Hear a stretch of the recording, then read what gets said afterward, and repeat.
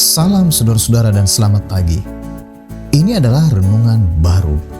Selama 1 menit ke depan, saudara akan disegarkan dan dibersihkan dengan hal-hal yang baru yang datangnya dari firman Allah.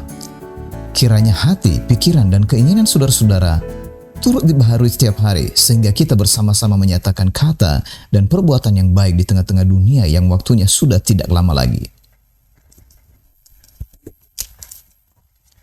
Sesungguhnya tidak ada hal-hal yang baru yang ditemukan manusia dalam dunia ini. Semuanya sudah ada sebelum kita ada, seperti kata pengkhotbah. Apa yang pernah ada akan ada lagi, dan apa yang pernah dibuat akan dibuat lagi. Tak ada sesuatu yang baru di bawah matahari. Tetapi siapa ada di dalam Al-Masih adalah ciptaan baru. Hal-hal yang lama sudah berlalu, dan semuanya telah menjadi baru. Jadi kapan dan bagaimana Anda memulai hal-hal yang baru di dalam Al-Masih? Jawabannya sekarang. Dengan cara mendengar dan ketika percaya segera melakukannya seperti telah tertulis. Pada hari ini, jika kamu mendengar suaranya.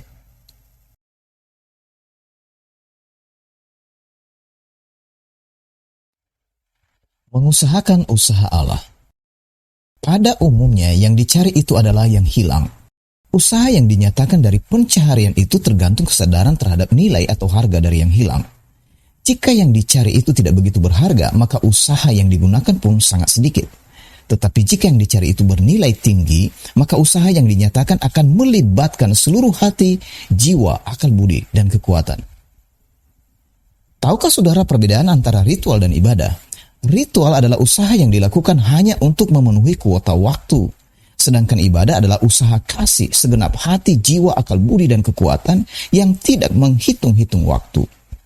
Jika Anda mengira Anda sedang beribadah, tetapi dalam hati Anda merasa bangga karena telah memenuhi jumlah waktu, hari, bulan, dan tahun, maka Anda sedang berritual dan tanpa sadar, Anda telah kehilangan kasih.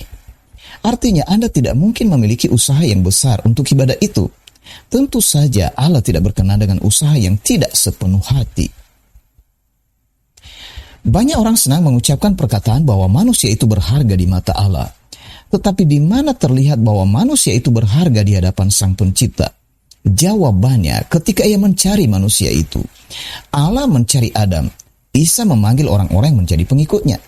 Tetapi tahukah saudara siapa yang dicari dan dipanggil Allah? Siapa yang berharga di hadapan Allah?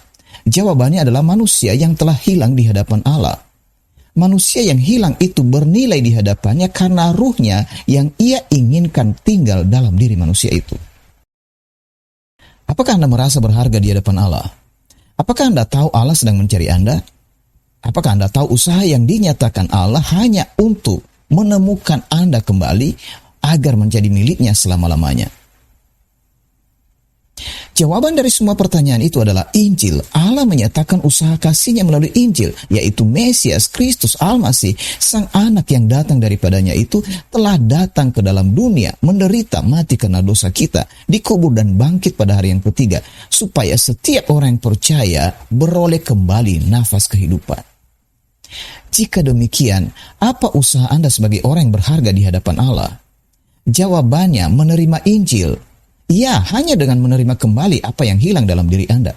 Tetapi apakah Anda tahu apa yang hilang dalam diri Anda? Jika Anda tidak tahu apa yang demikian bernilai bagi hidup Anda, maka Anda tidak mungkin mencari dan mengusahakannya dengan kasih.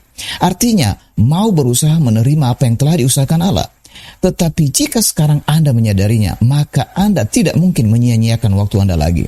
Anda segera bangkit dan dengan segenap hati, jiwa, akal budi, dan kekuatan Anda mau menerima pemberian dari usaha Allah itu.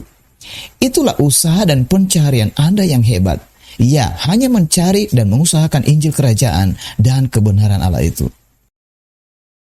Jadi, penuhilah hari-hari Anda dengan usaha kasih. Ketahuilah bahwa Allah sudah lebih dahulu mengasihi kita yang dinyatakannya melalui Injil Kerajaan-Nya.